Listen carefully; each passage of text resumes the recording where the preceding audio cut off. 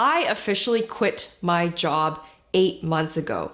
I was the top paid employee by age at the last 3 companies that I worked for.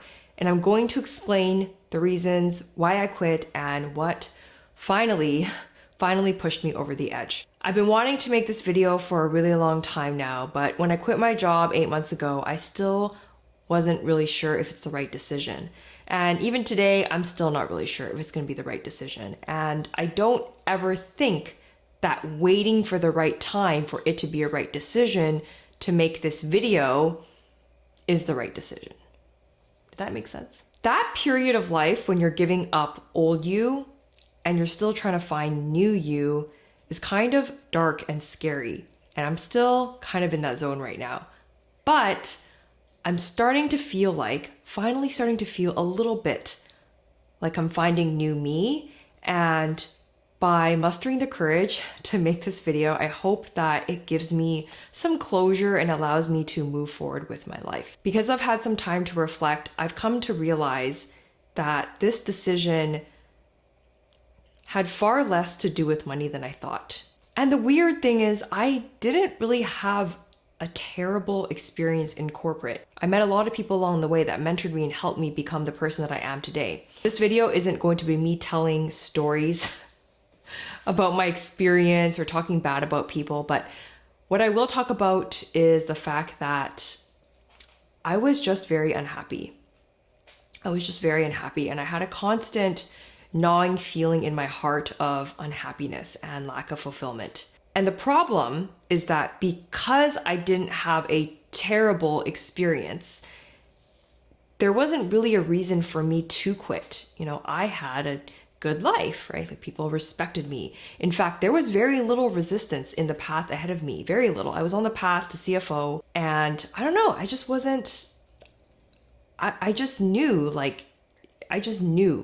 knew deep in my heart that this wasn't it. It's hard to explain, but if I were to give an analogy, I think people understand. It's kind of like dating. You know, when you're really, really young and you've met someone, that feeling when you just know that that person is not the right person for you, that feeling, right? That's the feeling that I had for many years while I was working through corporate, right? I was just like, this is not it. This is not the right life path for me. And this had nothing to do with money. Now, humans are all hardwired very differently, and not everyone is wired to be entrepreneurial, right? You need a certain personality and a certain drive to succeed.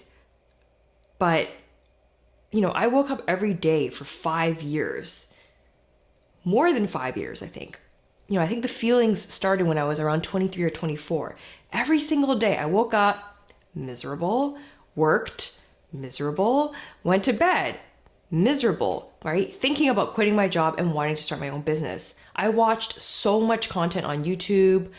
I spent all my spare time learning things about personal finance, learning about success. I read so many books. I started a side hustle when I was 25, and I started sourcing products on Alibaba to sell on Amazon. When you treat something like a hobby, it will pay like a hobby. Okay, when you only spend 1 hour a day or 2 hours a day, it's going to pay you like you only spent 1 or 2 hours a day on it. And I know a lot of people will disagree, and this is very contrary to a lot of the stuff you see on YouTube, because it's like, you know, get rich quick, working 1 hour a week. And it's like, you know, I've come to realize that you can't have your cake and eat it too. The second thing that I've realized is that times are changing. If the goal is financial freedom and doing well financially, it's not going to be from a single source of employment income. So times are changing, and you can no longer deposit IQ in the bank. Maybe 30 or 40 years ago, you can deposit IQ in the bank, but you cannot do that today. So 30 years ago, your great-grandfather probably could have done well with a 9-to-5 job, American dream, whatever, right? But yeah, times are changing, and it's just not the way that it used to be. Where I live, the cost of living is insane. And most people that I know that are my age are struggling financially. Not because they didn't follow instructions, not because they didn't go to school, not because they're dumb, because times are changing, and that advice that we grew up with isn't the same. It just doesn't apply anymore. Every decade has its opportunities. 50 years ago, you could have sold shavers and gotten rich. You could have opened a sandwich shop in a mall, put an advertisement up in a telephone book and gotten rich, right? Try inventing a shaver today. Try opening a sandwich shop today. Let's see what your odds of success are going to be. I'm not saying it's impossible, but every decade has its opportunities. In today's decade, I think everyone knows like money is made on the internet. Money is made with social media. Money is made with our phones.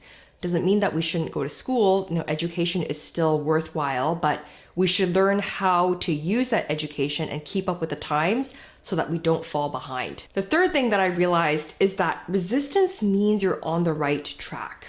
I know this sounds really weird, but when I worked in corporate, it was pretty smooth sailing. Okay, I worked really hard, but never really like cried once in 7 or 8 years. And for some reason, business has been a way, way, way harder experience and journey for me, almost to the feeling of impossible. And the amount of resistance and things that I've had to overcome, it's like a mountain of a difference. It's a huge, huge difference. Being a solopreneur is hard. Being a content creator is hard. And this is from someone who's done a lot of traditional hard stuff. Like learning how to film and edit videos is hard. Learning how to do funnels, learning how to do ads, learning how to sell, marketing and sales, learning algorithms of different platforms. This stuff is actually way harder than like doing a tax return. But at the same time, it's really rewarding when you get it right and when you do see results. I feel like I've grown more in the past year or two than I have in the past 5 or 6 years. And to me, that growth is kind of addicting. Like I can't stop wanting to go for more. And again, this actually isn't so much to do about money as it is to do about self-development, right? Figuring out what you're capable of. Last thing I realized is that the universe will never plant an idea in your head randomly. So if you're watching this today and you have thoughts about quitting or wanting to do or start something, okay? It doesn't have to be quitting your job. Just wanting to do or start something or change something, and you can't shake that thought out of your mind and your heart, I think there's a reason for that. And I'm not an overly spiritual person or anything, but you know, if you've been wanting and thinking and dreaming for years about something, I don't think that's an accident. But opportunities don't always come to your doorstep. Like how often do opportunities come to us in life? And if you don't seize the opportunity with the right timing, it will just go by. This is something I learned from my mom. She was like, when opportunities come by, you have to seize it. Right? You have to take action on the opportunity. One thing I realized is that there is never going to be a right time. I had to go to Tony Robbins to quit my job, okay? If you guys look at my channel back in November or October or November last year, I went to see Tony Robbins. And the reason I went to see Tony Robbins is because I knew I had to make this decision and I had to literally pay to go see Tony Robbins so he would fix me. And I know it sounds kind of crazy, but that's Tony Robbins is like that. That event basically pushed me over the edge. I actually made a video when I got back up talking about my experience about Tony Robbins, but I didn't mention the job quitting thing because, you know, I wasn't really ready to talk about it. That was the reason that I went, and that was the real takeaway that I got out of it. Along with Tony Robbins, this book kind of helped me push me over the edge in making my decision. If I could summarize this book, it's basically saying that quitting on time often feels like quitting too early.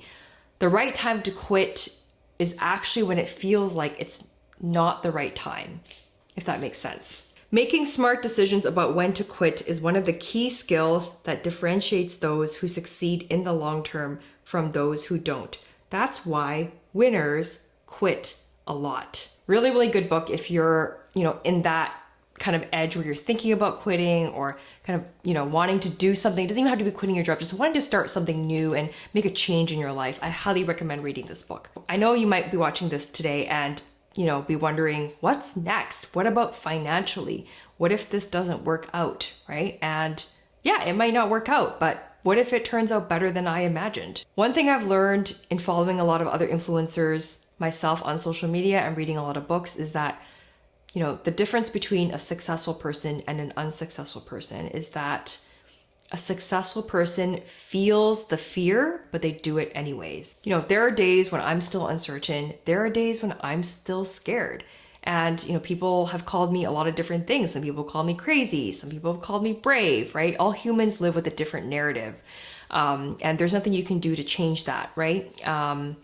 But if you're right about yourself and you're ready to take a a bet on yourself and you embark on the journey and you're right, you also get to live a life that other people can't even dream of living just because you're willing to take the leap of faith. One thing that did help me through this process is that I was able to build a 6-figure coaching business in this past year. Be having the money obviously makes things feel more comfortable. I've come far enough along to like have a little bit of confidence, even enough confidence to make this video, that like I think I can do this. You hear a lot of these entrepreneurs online say like, you can take everything away from me, right? But you can't take away my brain, right? You can't take away my brain and what I know and what I'm capable of doing. And so I think that's having that confidence that like, hey, like I actually can, go out on my own and earn a living by myself using my own skills. It's a really powerful feeling. If life presents you with an opportunity to take action on something, to go change your life and do something you've been thinking about for a long time,